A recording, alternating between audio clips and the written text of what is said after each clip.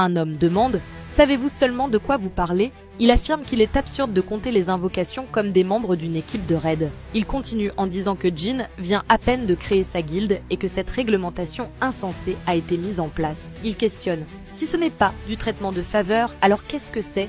Il argue que l'association devrait être juste, mais qu'elle favorise chasseur Sung Jin-woo et demande au président de l'association, Go Gun-hee, de dire quelque chose. « Oui, c'est vrai », murmure Go Gun-hee. Il s'agit de favoritisme, tandis que Gun-hee annonce qu'il aimerait poser une question à tout le monde. Si vous deviez accompagner une équipe d'assaut composée de 20 chasseurs de rang A, ou une équipe ne comprenant que Hunter Sung Jin-woo lors d'une brèche de donjon, laquelle choisiriez-vous? Le président Go mentionne alors le membre Nam Jun-wook qui vient d'emménager dans un nouvel immeuble près de la guilde des chasseurs où le coût du logement est plusieurs fois plus élevé que son précédent appartement et lui demande pourquoi il ferait une telle chose. L'honorable membre tousse nerveusement en disant que cela n'a rien à voir, mais Go Gun-hee poursuit, expliquant qu'il veut simplement le meilleur pour sa propre sécurité et que les citoyens coréens ressentent la même chose. Il explique que de nombreux pays sont prêts à tout pour s'arracher le chasseur Sung Jin-woo et demande si on s'attend vraiment à ce qu'il reste s'ils ne sont même pas capables de répondre à l'une de ces exigences. Je vous demande si vous souhaitez voir le chasseur Sung quitter le pays comme l'a fait Lee Wang-dong-su en allant aux États-Unis. Si vous trouvez cette réglementation déraisonnable alors qu'une autre porte de rang S est en Corée, j'espère que vous êtes conscient de qui sauverait la vie de qui dans cette situation. Cha Hae-in voit une photo de Jin-woo avec la cousine de Jin-ho et tremble avant d'exploser totalement de rage, faisant trembler tout le bâtiment. Abonne-toi pour la suite. Jin-ho est stupéfait par la taille du portail. Jin-woo commente en se demandant comment il aurait réagi s'il avait vu l'autre porte à Busan. C'est à ce moment-là que Jin se retourne et se retrouve entouré de journalistes lui posant toutes sortes de questions. Woo Jin-chul apparaît et le maître de guilde l'interroge sur la sécurité de ses informations personnelles. Jin-chul répond que, bien qu'il puisse protéger ses données personnelles, ils ne peuvent pas faire grand-chose concernant l'emplacement de la porte. Il dit à Jin-woo qu'il vaudrait mieux éviter de poster une photo sur les réseaux sociaux la prochaine fois. Le vice-maître de guilde demande à Jin s'il est vraiment sûr de ne pas avoir d'équipe de récupération ou de minage, car il pense qu'il ne pourra pas tout gérer seul. Mais Jin lui répond que tout ira bien, car ses ombres peuvent s'occuper de tout. Jin-chul scanne les invocations et est choqué de constater qu'elles sont toutes de rang B ou supérieur. Il commente que Jin-woo dépasse largement les exigences pour obtenir un permis de raid et que ceux qui parlent de traitement de faveur sont simplement des idiots. Une fois la confirmation terminée, il enlève sa veste, choquant les deux chefs de guilde en révélant une armure brillante. Il explique que le président de l'association lui a demandé de vérifier si tout cela était vraiment sans danger. Pendant les raids de Jin-woo, un chasseur demande au chef de la surveillance s'il est sûr de ce qu'il voit. Il reste bouche bée, puis devient nerveux et choqué lorsque le chevalier de l'ombre de Jin-woo transperce un naga de rang A. Tank décapite une créature d'un coup de patte, Acier rugit et les fourmis les déchirent en morceaux. Un orc de haut rang transperce un autre mage vétéran, alors que même des chasseurs spécialisés en combat rapproché auraient du mal à le faire. L'ennemi perd du terrain, car l'armée des ombres se régénère constamment. Jin-chul pense à un soldat en particulier. Il observe Ygris, son chevalier favori, qui fait virevolter sa lame, envoyant des éclairs crépiter dans les airs. Il remarque que seuls les mages possédant une grande quantité d'énergie magique peuvent contrôler la foudre, mais qu'à chaque coup d'Ygris, des éclairs jaillissent. Ygris fend les nagas de son épée avant qu'ils n'explosent tous. Jin-chul essaie d'évaluer le rang de cette ombre et se demande s'il pourrait gagner contre elle en combat singulier. À ce moment-là, une fourmi mâchouille la tête d'un naga et Jin donne un coup de pied à son soldat de l'ombre jusqu'au plafond en lui disant d'arrêter de manger ça.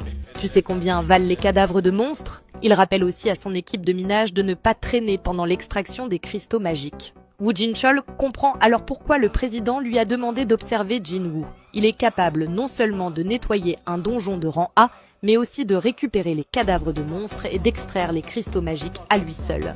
Et le raid continue. L'énorme boss dragon rampant apparaît. Jin-woo annule toutes ses invocations, sauf celles qui travaillent encore. Le superviseur lui demande pourquoi il a annulé le reste de ses invocations alors qu'elles étaient suffisamment fortes pour vaincre le boss. Jin-woo sort ses dagues en répondant que s'il compte trop sur ses ombres, ses propres compétences risquent de s'émousser. À mon avis, il veut juste se la péter. Il s'élance alors sur le corps du monstre et bondit avant de trancher la tête du serpent marin. Jinchul est totalement abasourdi, un boss de donjon de rang A a été vaincu en un seul coup. À cet instant, Jinwoo atteint le niveau 101, sa récompense est l'amélioration d'un niveau pour toutes ses compétences spécifiques à sa classe, réduisant ainsi le temps de recharge de l'échange d'ombre d'une heure. Cela le fait réfléchir à ce qui pourrait se passer s'il améliore encore cette compétence, réalisant que, peu importe où il se trouve dans le monde, il n'aurait plus jamais à s'inquiéter pour sa famille. Jinchul observe les écailles du naga, notant qu'elles sont suffisamment résistantes pour fabriquer des armures et des boucliers,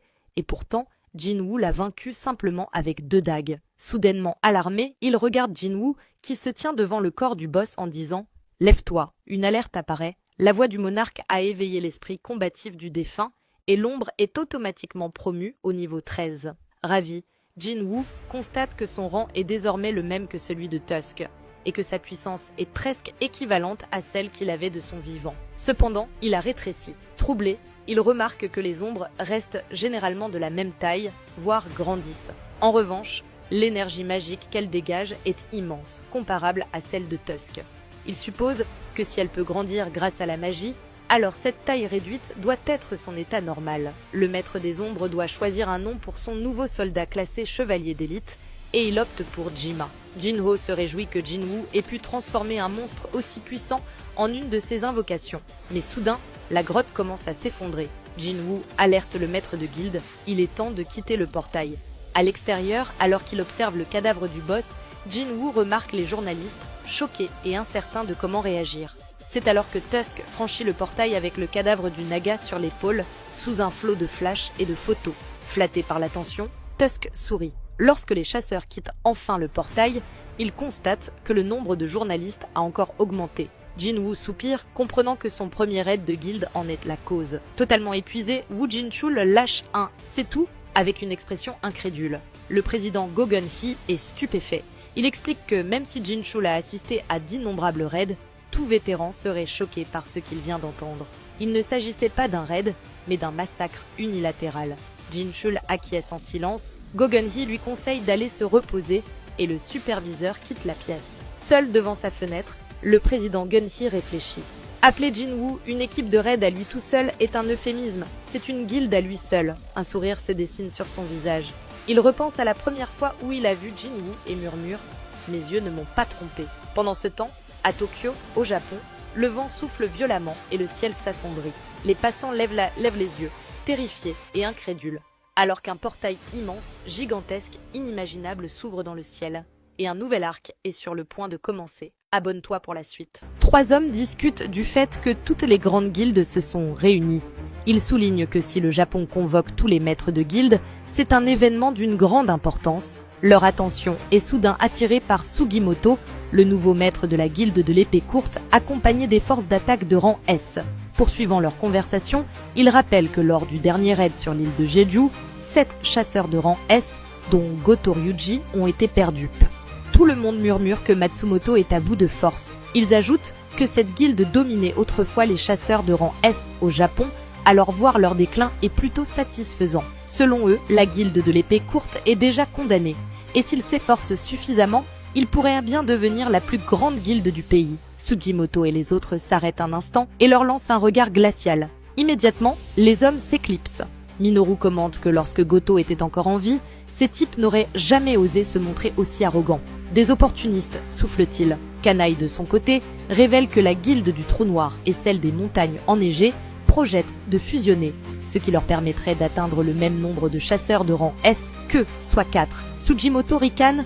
Il pense vraiment devenir la guilde numéro 1 du Japon juste en fusionnant? C'est risible. Quelle importance, s'il reste faible et manque de puissance. Soudain, un homme frappe violemment la table. Il exige des explications sur l'inaction de l'association des chasseurs, car un portail de rang S vient d'apparaître en plein Tokyo. Il craint une rupture de donjon imminente. Matsumoto prend la parole et explique que les chasseurs de rang S ne sont pas capables de gérer un donjon de leur niveau sans l'intervention des chasseurs de rang national.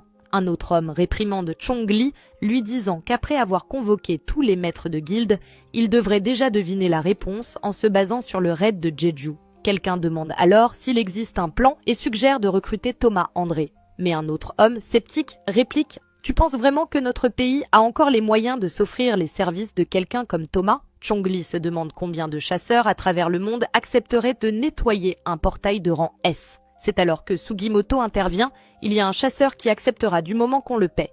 L'expert en barrière, Yuri Orlov. Nous comptons l'engager. Et l'arc continue. Abonne-toi pour la suite.